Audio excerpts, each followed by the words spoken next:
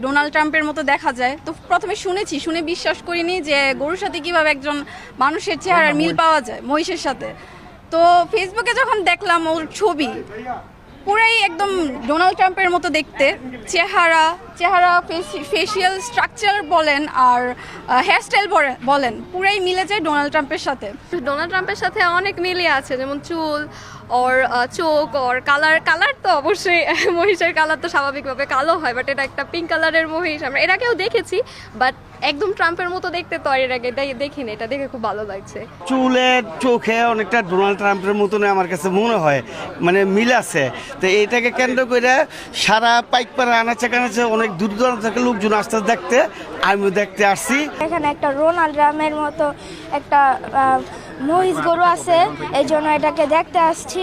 ওর চোখগুলো এবং তার মুখগুলো রোনাল্ড ট্রাম্পের মতন দেখতে।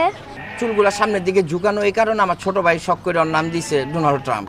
তো এই নামটা সবার কাছে অনেক পছন্দ হয়েছে, তো মানুষজন আসে দেখে এই।